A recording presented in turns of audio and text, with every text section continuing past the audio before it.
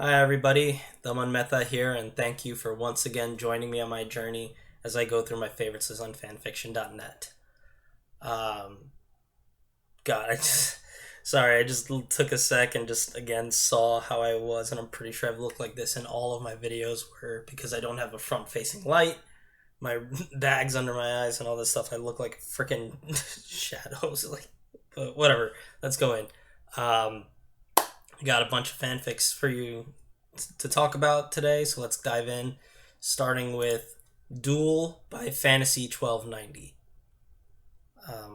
So here we have a Harry Potter story that starts in his first year, where Harry basically, through some evil plotting by Dumbledore, um, gets into a duel with Draco Malfoy and ends up finding out he has a whole and gets a whole bunch of marriage contracts and basically gets a harem. And then that plus his heroic behavior as he continues forward and grows up and goes through his story. That's the story, and it is complete. I believe actually. Hold on, let me. I'm getting a. Give me a second here. Yes, it is complete. Um, I think the story is fine. It's things are different because of the influx of the new people and how he has a different entourage, so he behaves differently with the how like Susan, Pansy, and like all the other people that he's now engaged to.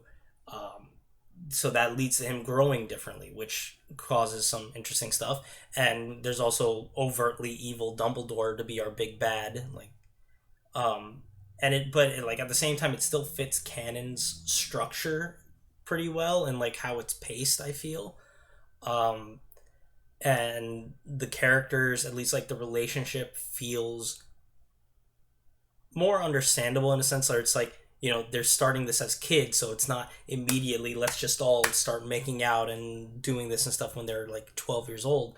They need to grow and like grow more gradually and learn what caring about each other actually leads to. So that's all feels real and like understandable why it's paced that way.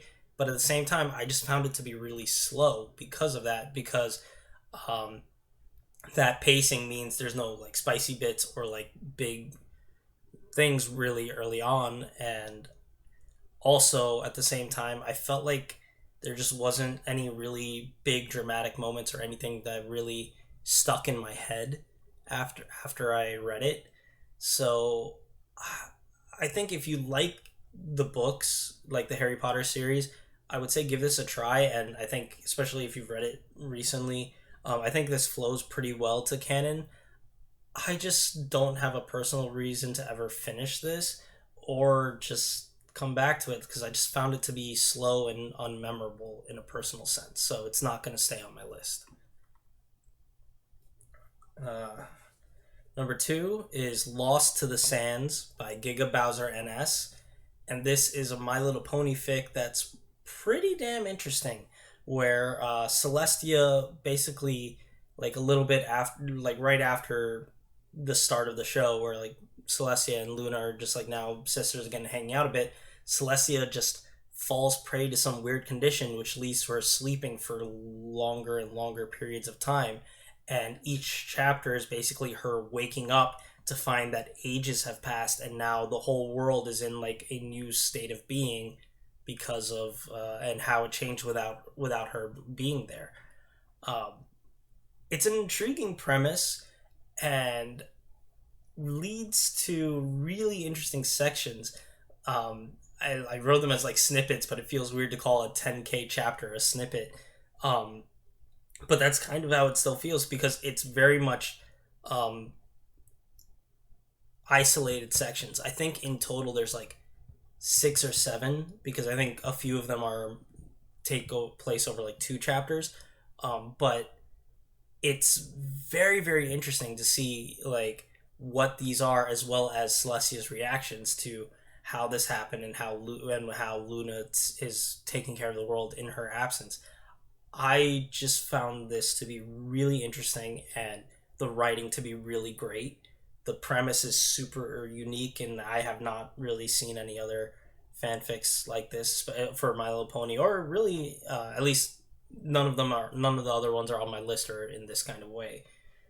So I highly recommend this to any My Little Pony fans, and it's going to stay on my list. Moving on now, we have Random Act of Love by Ghostface 211. This is a Ranma 1/2 crossover with Sekirei, where basically right before the start of Ranma 1/2 canon, Ranma ends up winging Musubi, and then they run over and go to Narima. So he has a girl. He essentially just has a girlfriend who loves him, and like declares herself as his wife right before all of the drama with the tendos and stuff could actually take off, which leads to a different dynamic, because Akane and the main difference being Akane actually accepting their, like, taking a stance and like accepting their relationship and actually pushing off, which makes a lot less fighting and drama between the two and hatred, which is always one of the things I've hated the most about Ranma 1/2, in a sense, just because I've really grown, like I've said multiple times in older videos and stuff, where it's like, as I've gotten now to this point and I've grown older, I've really grown to hate the whole playful abuse and that stuff, and like tsunderes, in the sense, like the way they were portrayed, especially in the early anime of like 90s and 80s, like, which was Ranma 1/2 and like Love Hina, really pissed me off. And the fact that that's not there gives this a plus, but at the same time, this story doesn't really progress very far. The only Ranma, like, it stays in Narima. They don't even really go back to the Sekirei plotline, aside from establishing that yes, the Minaka is still running the tournament and they will eventually have to get involved.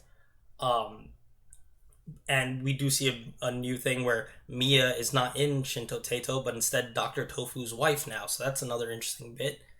Possibly another interesting character is Ryoga, who shows up and then seems to have a Sekirei reacting to him, and him getting a Sekirei of his own. But those are all like just ideas that they show up for like once, and they're like, oh, this will be an interesting thing to explore, which it never does because the story didn't progress. Like I said, we don't even... The only canon stuff that Sekirei doesn't even start plot wise, and Ranma, it only gets up to Ryoga showing up for like the first time. We don't get any Ukyo or Kodachi really. I think the last one ends with like a brief hint at, like, we see Kodachi for the first time, but the real meat of the interaction doesn't happen. Like, it's just the same thing where it's like ideas that I thought were interesting and could go somewhere, and the author never continued the story. You won't miss anything by passing on this, and it's going to fall off my list. Moving on to a shorter story, we have A Cunning Slytherin by Rorschach's Blot, and this is, as with most of this author's stories that I've enjoyed, it's a Harry Potter story, very much meant to be like crack, and it's just about how smart Daphne is, and just like a whole bunch of like gags of how she's like basically playing up the super seductress and smart manipulator to ruin Draco's life and stuff. It's basically just a bunch of horny side gags, and and then a bunch of things of like fan and like stupidity just ramped up to 11, which I love this kind of dumb humor. I love this author stuff. I found it to be really enjoyable. It's going to stay on my list. Next is Harry Potter Unexpected Animagus by D.W. Duck. And this takes place during Harry Potter and the Goblet of Fire. And what this does is it basically turns that whole year, like Harry Potter and Goblet of Fire, instead of a serious story or canon, it turns into essentially like a gag comic or a gag manga. Like, it's because the story is, there is the plot and it follows the thing of that in a larger sense of that. Yes, the story is happening, all the stuff is still there, but the pattern of like each scene is essentially like a small SNL sketch or something, where it's like each scene can be like separated into its own thing, taken as like, okay, here's gonna be like a setup, setting up the thing, doing this, and then punchline and going on, and that it's like, and it keeps doing that for each and everything. Um, because of that, it focuses more on that, so it doesn't actually get very far in the story. It doesn't finish the Goblet of Fire like tournament or anything, but each of the sketches I found to be extremely entertaining. Though, if you are not a fan of sexual humor or poop jokes, you may be turned off. I think by now we've established that my humor is very, very juvenile. So yeah, I don't mind that at all. So this is going to stay on my list.